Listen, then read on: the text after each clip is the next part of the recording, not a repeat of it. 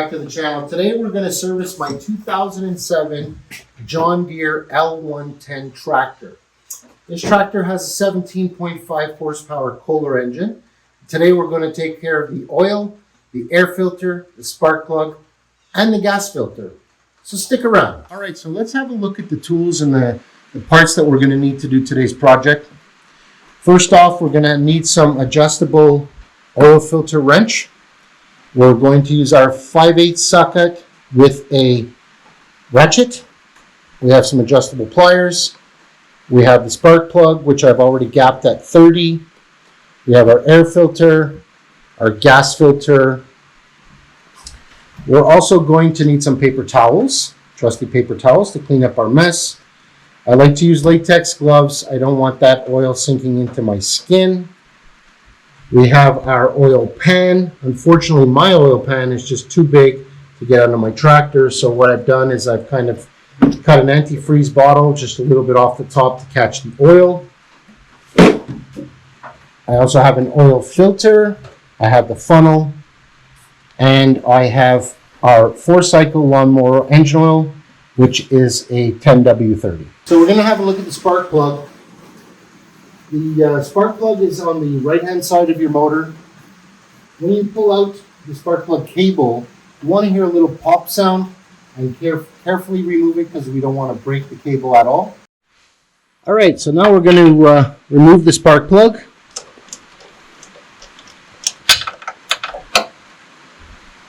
Actually in pretty good shape. We're still going to change it.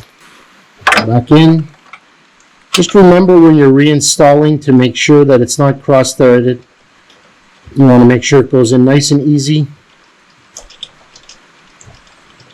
I usually do it by hand to get started. I take it all the way down to the bottom and I've just used my ratchet to just tighten it. Pretty much hand tight is what I do. Just like that. And then we're going to put the cable back in so you hear a little pop, feel a little pop, and then we're done. So now we're going to take the air filter cap off and remove that and set it aside. And then we have another bolt that we need to remove. We need to get that all the way up. Set that aside. Take off our air filter. So yeah, the air filter was ready to be cleaned, changed. We're going to get our new air filter. We're going to put the protective sleeve on it. Basically, this sleeve that we have here is going to protect just in case any bugs or moths or anything else are in there. And we're going to go ahead and put that on that. All right, so now that we've got our air filter back on, we'll make that sure that's on good and snug. We'll put our bolt back on. Want to tighten that all the way down to the bottom so that it's snug on there and it's not going to move around. As we know, the engine vibrates. So just hand tight. We'll make sure that everything is good and around. Clear out any kind of debris that's around. And then we'll go ahead and reinstall our cap. And screw that down. Again, just nice and hand snug will be fine. And that takes care of the air filter. So now we're just going to loosen off these clamps carefully and move them aside. And loosen off this side, move it aside. And I've got my catch basin. Now we're just going to remove the filter, set it aside, get our other gas filter. Stick it in there like that, and the other side, and we can see it's already starting to fill up with gas. So we're just going to move our clamps back over the top on each side, and that's going to pretty much do it for the gas filter. Okay, so the way we have this connected now is actually the proper way. I'm sorry I couldn't do it on camera. It was just too finicky with the camera around. But you want to make sure that these hoses here are right to the tip of the oil filter. Go over the little hump that's here and get those hose is snug on, make sure the clamps are snug on, and then you're good to go. Last thing you want to do is probably just wipe up any gas residue that fell down. You're going to have electrical spark or fire. And that's going to do it for the gas filter.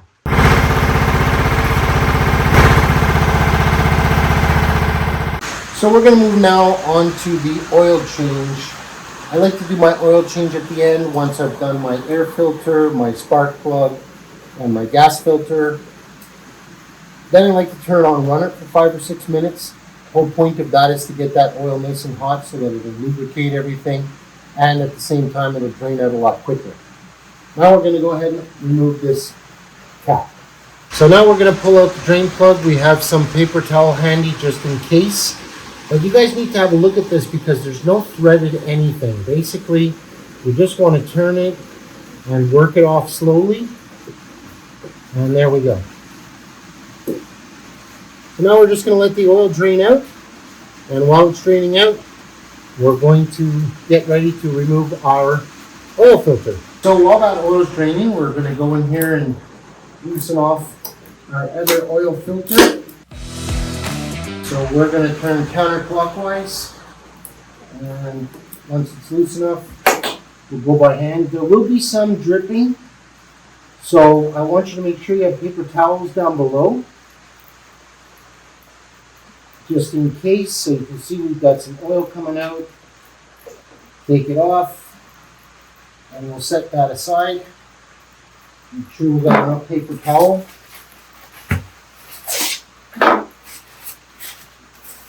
Some cleanup on the floor after, but no big deal. So while that's draining out a little bit, take some more paper towel and just clean all around where the filter was sitting. Just want to make sure that's nice and clean for when we go ahead and put the other oil filter back on.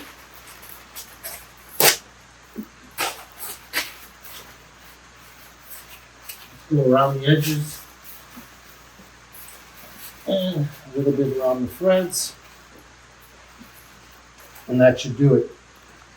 When you're installing your other oil filter, you want to make sure we take a little bit of the oil and just make sure we grease that ring. Make sure there's a good amount, don't be shy. And then when we go ahead and install the new filter, we're going to put it on.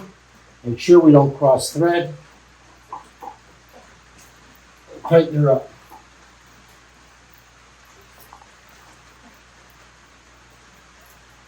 So she's pretty much hand tight. I'll just take my paper towel, make sure my hands don't slip, and I'll give it another quarter turn just to make sure that it's on good. We don't want it on too tight. At the same time, we don't want to have any leakage from the oil. So once the oil's finished draining, we're going to go ahead and add the new oil. All right, so now that we've got mostly all the oil drained out, we're just going to, wipe it clean, make sure it's nice and clean, clean up the edge here a bit.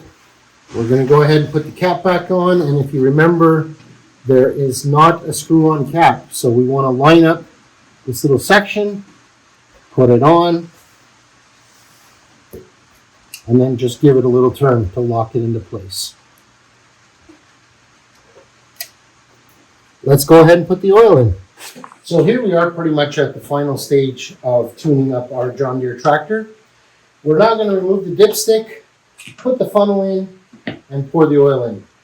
This particular make and model requires almost 2 quarts of oil, just a smidgen under 2 quarts of oil. So we're going to add the oil, start the tractor, let it run for a second or two so that the oil circulates, and then we're going to turn it off and we're going to check our dipstick to make sure that it's at the right level.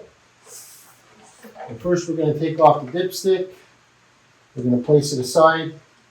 We're going to put our funnel in, get our oil. And as I was saying, you need at least 2 quarts of oil. So here's an interesting trick for you.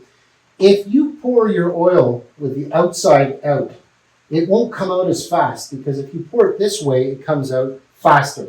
So if you pour it like this, you can steadily create a nice even flow to put it in. So we're going to put this whole cord in.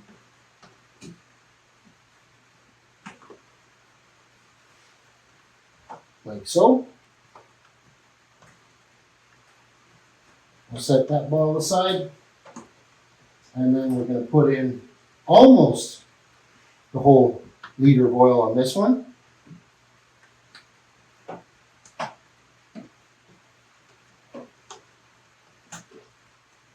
We're going to set that aside.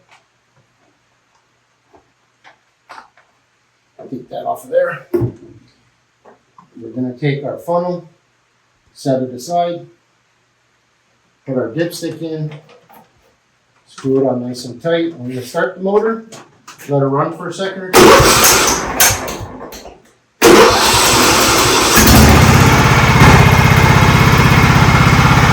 We're circulating the motor.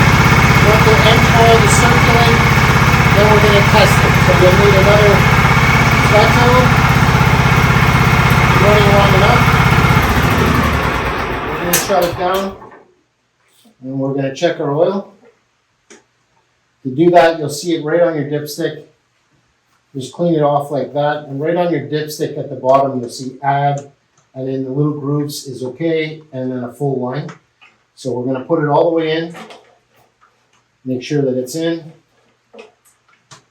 and then have a look. So it's saying just add a little bit. We'll do another test just to make sure.